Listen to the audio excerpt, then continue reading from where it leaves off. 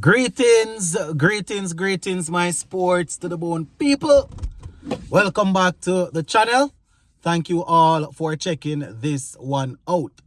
So, a couple of stories here that I would like to touch on just to give you guys an update. We see where it has been confirmed. Shamar Joseph will be playing in the PSL. He just signed to play, and he's actually going to be representing the team that Darren Sammy will be coaching. So we're going to give you some info on that. Plus, talking about Shamar Joseph, we see where legendary pace bowler Curtly Ambrose spoke about about Joseph, saying that, he would love to see him play a lot of red ball cricket, and then he could branch off in T20s and ODIs once he would have learned the art of really bowling, So we're going to talk about that. Plus, I don't know how many of you guys would have seen Adam Gilchrist's celebration, or how he was supporting Lara when we won. Well, the former Australian Test captain Tim Payne, he's not taking kindly to that at all. He's saying that he's not happy with Australians celebrating the team's defeat. So, going to talk about that. Just give a listening ear and let me know what you all think in the comment section. So, just first things first here. Shamar Joseph, he has actually signed to play in the PSL. He actually signed with the team Peshawar Zalmi, and that is the team that I gave you some info on a couple of weeks ago. The team that West Indies coach Darren Sammy will be coaching. Now, Shamar Joseph is actually there as replacement for Gus Atkinson, the England pacer. So, Shamar Joseph will be playing in the PSL. Now, the PSL will start on the 17th of February. The 17th of February, and it will run until March 18th. So, from the 17th of February to the 18th of March, the PSL will be going. And as I said, Shamar Joseph is there, my viewers and subscribers. And they are saying that Atkinson is currently with the England Test squad in India for the 5-match series, which will run until March 11. So he's going to be unavailable for the majority except the playoffs. So I am assuming that if he's back by the playoffs, then he would replace, then Joseph would leave. And then Gus Atkinson would take back that slot there. So, still not sure what's happening in terms of West Indies white ball series. Still didn't see anything about him being added to the squad or so. Here I saw on the live show that we did last night, one person was saying that, he's there. But I was looking for the interview. I was looking for details. Haven't seen anything.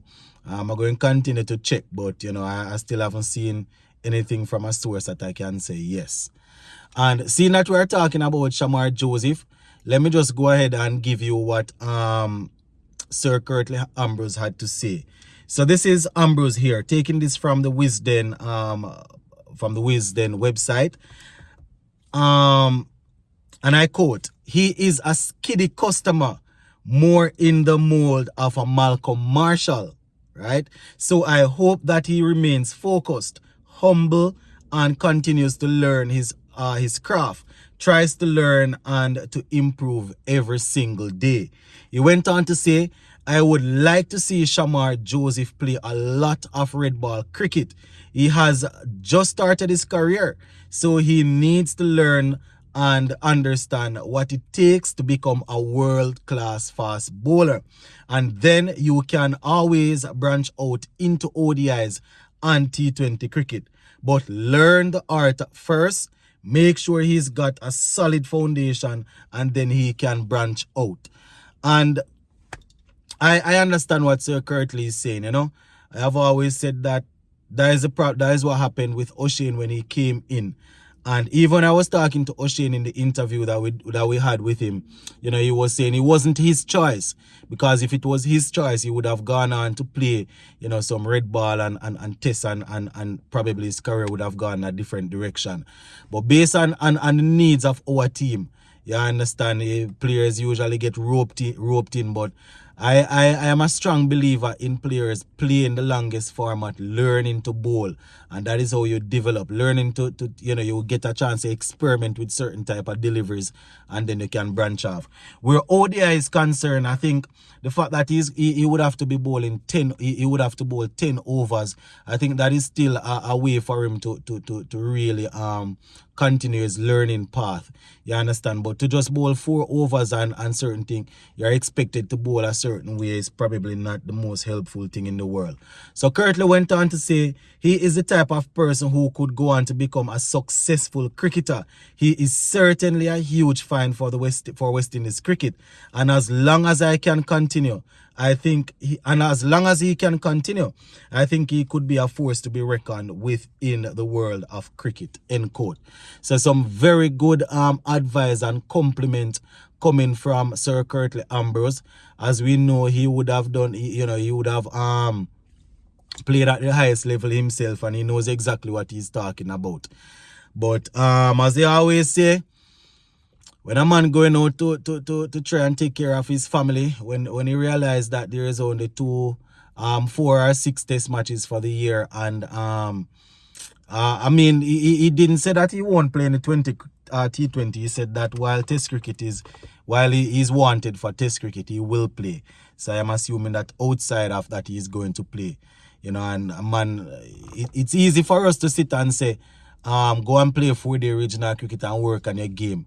But when they see the offers out there, these players looking to take care of their family and their friends, a lot of them will go towards it. But whichever way it works, my people, I am just hoping that his development will continue, and we will see him. He will go on to have a very good career. Now, Shamar Joseph's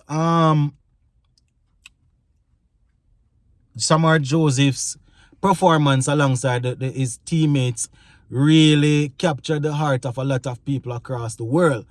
And the Australians, my people, a couple of them were celebrating.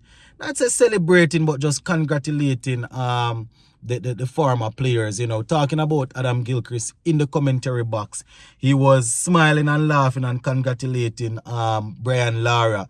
Well, the former test captain, Tim Payne, who recently had to step aside because of some disgraceful stuff, he wasn't having it. This is him, and I quote, "I get it from a fan's point of view, right? It annoys me when I hear past players commentating and almost celebrating. I find that really hard to listen. It was awesome for West Indies. It was not great for Australia. It wasn't a great performance. I just don't like it. Why are you celebrating against your team?" Head coach. I can understand what he's saying, my people, because on the flip side, if it was